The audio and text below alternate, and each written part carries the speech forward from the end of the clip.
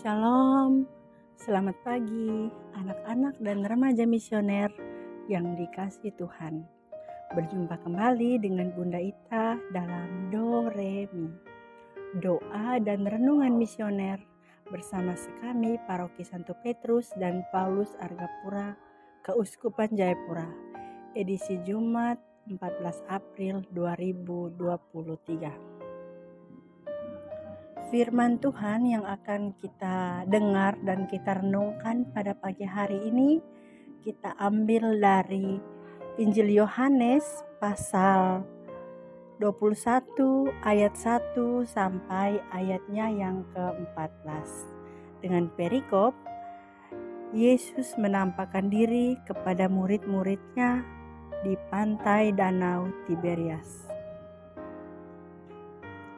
Sebelum mendengarkan firman Tuhan, mari kita berdoa. Dalam nama Bapa dan Putra dan Roh Kudus. Amin. Ya Allah Bapa, Sang Pencipta manusia dan alam semesta ini, ucapan syukur saya sampaikan kepadamu karena boleh bangun di pagi hari ini. Kami mohon bimbingan-Mu sepanjang hari ini dengan baik. Biarlah kiranya kasih-Mu yang membimbing, agar kami dapat bekerja dalam semangat kasih-Mu dengan rajin dan jujur. Ajarkan kami agar tidak mudah putus asa dalam menjumpai segala kesulitan.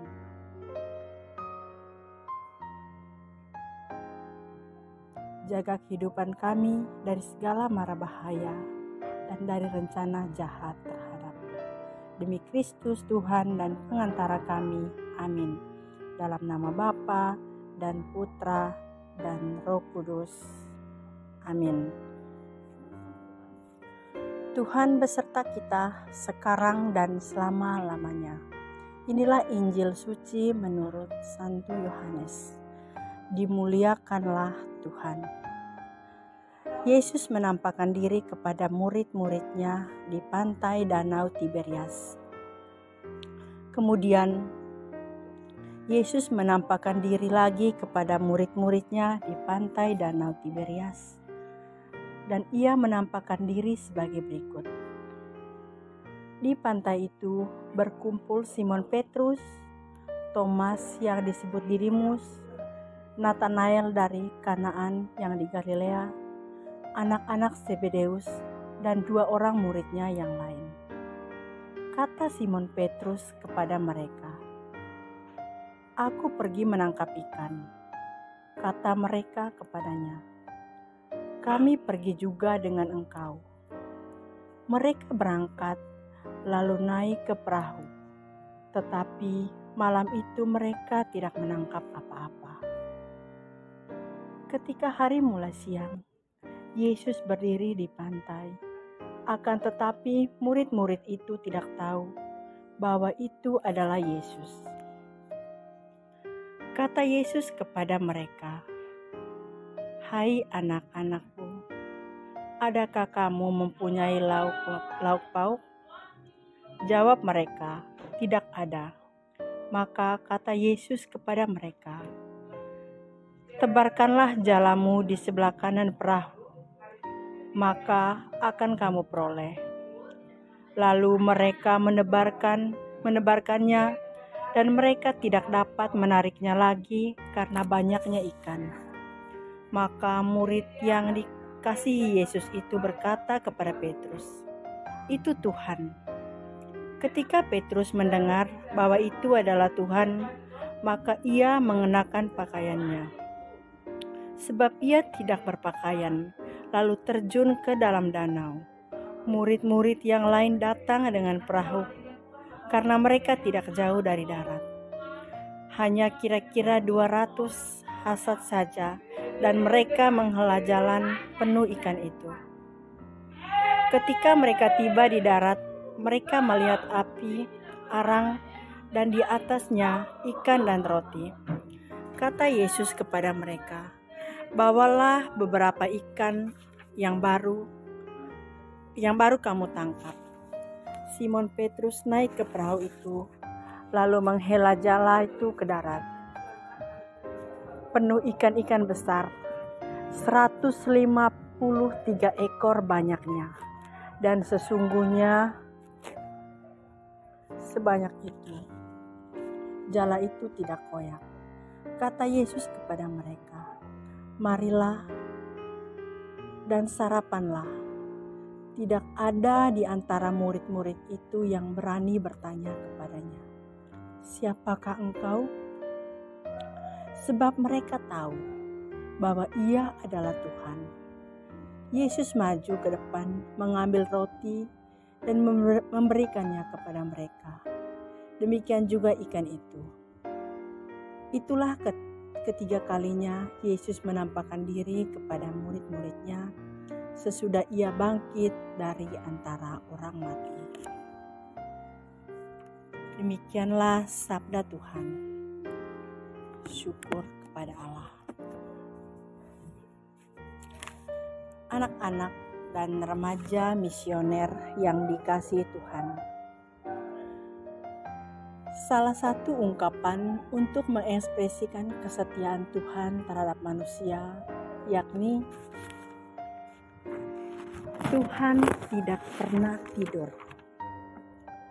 Ungkapan ini menyiratkan bahwa Tuhan selalu peduli pada kehidupan anak-anak sekami. Tuhan selalu peduli kepada kehidupan teman-teman di sekolah.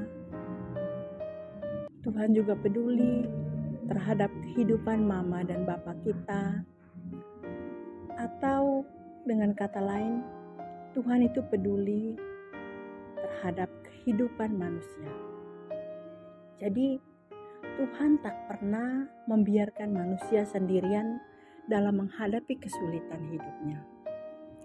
Kesulitan hidup di sini maksudnya, misalkan saat kita sakit, Tuhan itu hadir. Hadirnya itu melalui siapa? Itu melalui para dokter, melalui obat-obatan untuk menyembuhkan kita. Tuhan juga hadir melalui kedua orang tua kita. Saat kita mengalami lapar, haus, orang tua menyediakan makanan dan minuman di rumah atau memberikan uang jajan. Nah, hal seperti ini sebetulnya Tuhan hadir melalui orang-orang yang kita jumpai.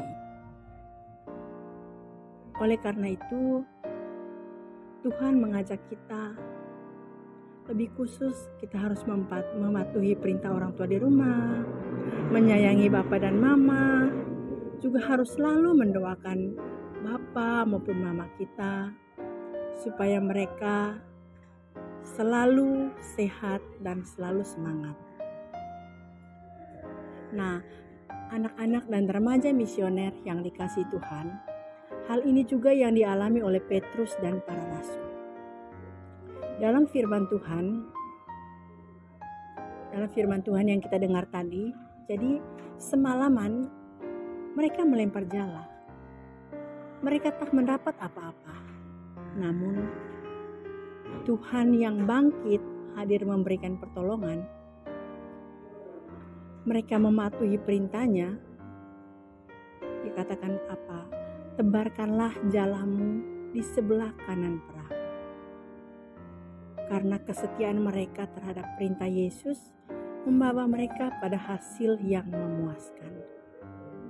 Mereka tidak dapat menarik jalannya. Itu karena apa?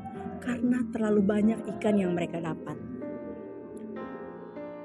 Tuhan selalu hadir dalam hidup manusia. Dari pihak kita dibutuhkan kerendahan hati, keteguhan iman kepadanya. Itu pun dituntut untuk setia pada perintah-perintahnya. Dengan cara demikian, Tuhan akan menuntun kita keluar dari pergumulan hidup.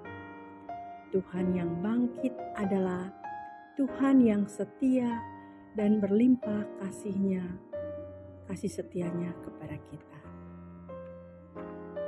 Tuhan Yesus Semoga kami selalu menyadari kehadiran-Mu dan mampu menjalani perintah-perintah-Mu dengan penuh kesetiaan. Semoga demikian. Amin. Mari kita sama-sama mendoakan doa anak misioner Indonesia. Tuhan Yesus, Engkau diutus Bapa menjadi berkat bagi dunia dan menjadi selamat bagi manusia. Utuslah kami anak-anak-Mu di Indonesia menjadi sahabat yang kuat bagi yang lemah, sahabat yang rela berkorban bagi yang menderita payah, sahabat penghibur bagi yang sakit dan gelisah. Tuhan Yesus, kami pun ingin menjadi utusan-utusan kecil-Mu, teman setia bagi yang tersingkir terlantarkan, teman bicara bagi yang kesepian terlupakan, sobat yang gembira bagi yang sedih dan susah, sobat penuh penghargaan bagi yang tak dicintai. Tuhan Yesus, utuslah kami ini dengan bantuan Roh Kudus-Mu, menjadi garam dan ragi yang baik, menjadi terang dan obor cemerlang, membawa kegembiraan dan pengharapan. Tuhan Yesus, kuduskanlah badanku dan kuduskanlah jiwaku. Ku persembahkan diriku padamu hari ini. Berkatilah semua anak dimanapun juga. Berkatilah semua orang yang kami jumpai siapapun juga. Amin. Segala doa dan permohonan ini kita satukan dengan doa yang diajarkan oleh Yesus sendiri. Bapa kami yang ada di dalam surga, dimuliakanlah nama-Mu. Datanglah kerajaan-Mu, jadilah kehendak-Mu di atas bumi seperti dalam surga.